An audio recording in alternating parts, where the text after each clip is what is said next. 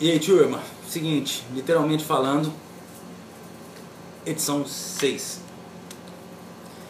Seguinte, hoje nós vamos pegar esse livro aqui que foi emprestado pelo meu amigo e chefe, o senhor Alessandro Brum. Qual é a tua obra? Do senhor Mário Sérgio Cortella. Seguinte, cara, esse livro... Quem é esse Mário Sérgio Cortella? Mário Sérgio Cortella é um professor, filósofo e escritor. Ele foi professor da PUC, já deu aula em algumas vertentes da FGV e tudo mais. É um cara teórico, mas é um cara muito bom.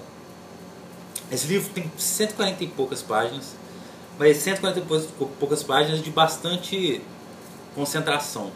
Você vai conseguir fazer disso um suco bastante grosso de conhecimento, né? Aqui tá só a polpa. Vai dar muito suco quando você plantar essa semente na sua cabeça e com o tempo for mastigando ela. Então vamos lá. É uma obra sobre gestão. São inquietações propositivas sobre gestão, liderança e ética. Em que ele vai entrar? Ele vai entrar em como gerir, em ética, em o que viria a ser ética e moral, em qual o sentido do seu trabalho. Então eu vou dar uma passada geral pelos capítulos para vocês entenderem mais ou menos do que se trata. Tem uma abordagem interessante que ele vai, ao longo dos capítulos, ele vai buscando o radical, o sentido de cada palavra. Por exemplo, o que significa trabalho? Aí no segundo capítulo ele tem uma parte interessante. Ele vai no radical da palavra trabalho e conta pra gente que trabalho, na verdade, surgiu de uma palavra que era o nome de uma máquina de tortura.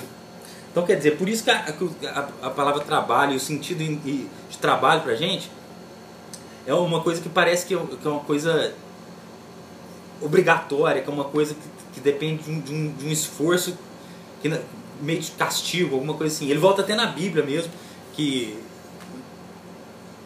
o castigo para Adão e para Eva, e principalmente para Adão, foi que, após o pecado original, que Deus falou para ele, né? Que a partir de agora você vai ter que trabalhar para se sustentar.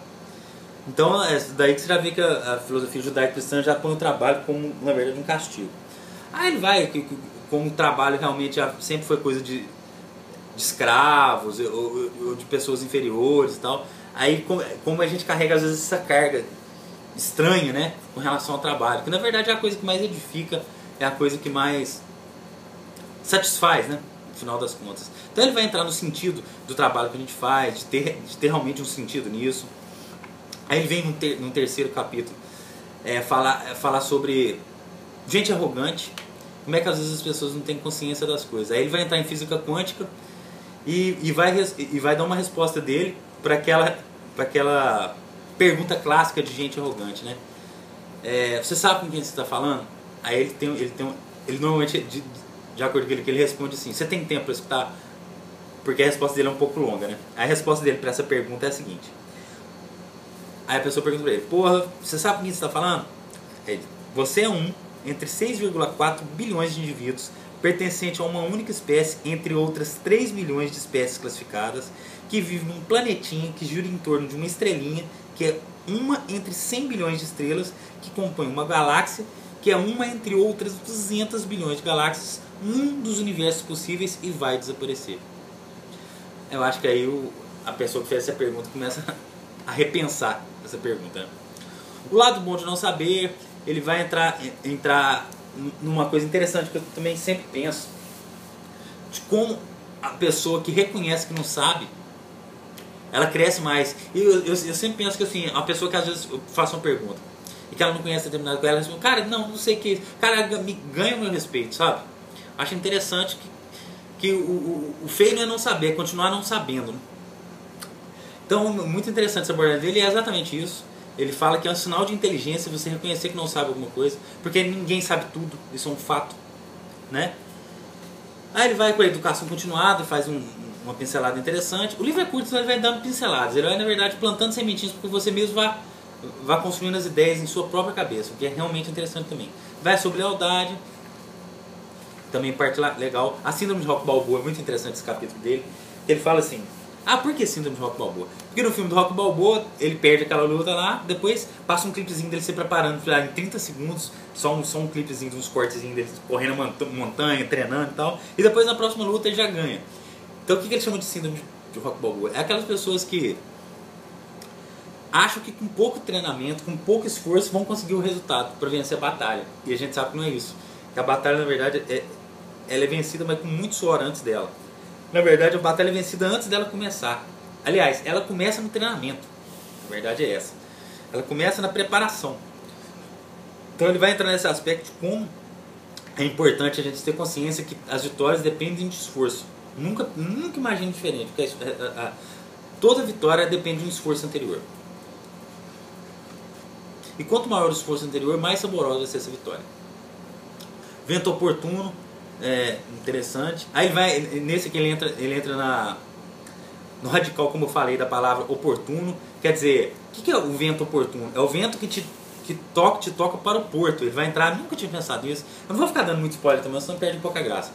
Então, o que é o vento inoportuno? Que ele te leva, que te afasta do porto. Por isso do porto na palavra. Muito interessante. Ele vai fazer isso em várias palavras, tá?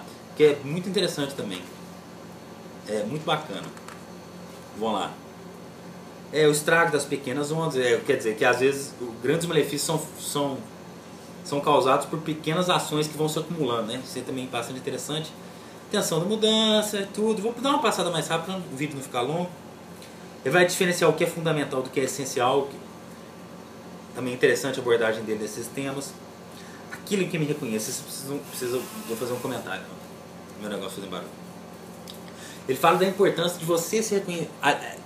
É claro, em todo trabalho a gente quer o reconhecimento financeiro, isso é óbvio, né? Mas ele fala de um outro aspecto, que é você se reconhecer no trabalho que você faz, na obra que você faz. Você ter consciência do que você está contribuindo para o mundo nisso. Isso é realmente bastante interessante e ele aborda de uma forma interessante. E para o líder, além disso, ele de responsabilidade dele e é prática de um bom líder, fazer com que sua equipe se reconheça também. Né?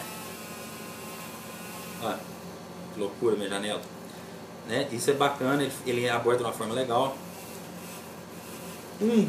Esse título é muito interessante. Um grande passado pela frente. Fascinação pelo mesmo e arrogância. Duas armadilhas de altíssimo risco para a liderança. O que ele vai abordar aqui? Aquele tipo de liderança, aquele tipo de pessoa em geral, que acha que já chegou no topo, que acha que o jeito que a gente faz já é o melhor, que mesmo que reconheça que precisa da mudança, adia essa mudança. Então ele vai abordar o quanto isso é perigoso. E por isso desse título é interessante, um grande passado pela frente. A gente tem que sempre buscar um futuro, não viver no passado. Ele vai abordar isso de uma forma bastante interessante também. A renovação pelo outro, quão é importante você escutar as outras pessoas e quão interessante é a troca de conhecimento. Ele coloca até uma frase interessante aqui, que duas pessoas se cruzando numa estrada, cada uma com um peixe, e troca esses peixes, cada uma vai embora com um peixe para casa. Mas essas duas mesmas pessoas vindo cada uma com ideia e trocam essas ideias, cada uma das duas vai embora com duas ideias para casa. Então ideias se multiplicam, né? Ideias se trocam e a gente continua com a nossa e ainda acrescenta do outro. Então quão é importante a troca de ideia e de conhecimento, porque ela só cresce para todo mundo. Bastante interessante. Tempos Velozes fala de como hoje em dia as coisas são rápidas, as mudanças, como a gente tem que se preparar para mudança, vitalizar constantemente. Eu não vou ficar lendo o título de todos os capítulos, não, vou dar uma passada geral. Então é um livro curto, um livro interessante.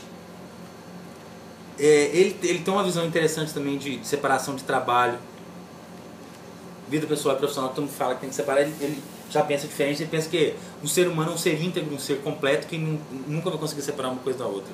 E na verdade ele precisa se reconhecer nas duas coisas e saber ter equilíbrio nas duas, né? Então é uma abordagem também interessante, que eu até concordei bastante, para ser sincero. Os outros de nós mesmos é interessante. Esse capítulo trata praticamente de você aprender a se colocar no lugar do outro de fato e aprender a ver as coisas por vários pontos de vista. Ele cita até uma frase de um teólogo do Rubem Alves, que é uma frase interessante assim: todo ponto de vista é a vista de um ponto. Então pensem sobre isso, como isso é interessante. Ninguém está no mesmo ponto do outro. Todas as pessoas, mesmo pela lei da física, os corpos não podem ocupar o mesmo lugar de espaço. Então ninguém vê o mundo exatamente igual ao outro. Então a gente tem que aprender que os pontos de vista são diferentes, porque são vistos de pontos diferentes. São a vista de um ponto diferente. Então ele coloca isso de uma forma interessante, de como é importante respeitar a opinião dos outros, entender a opinião dos outros, né? E é isso.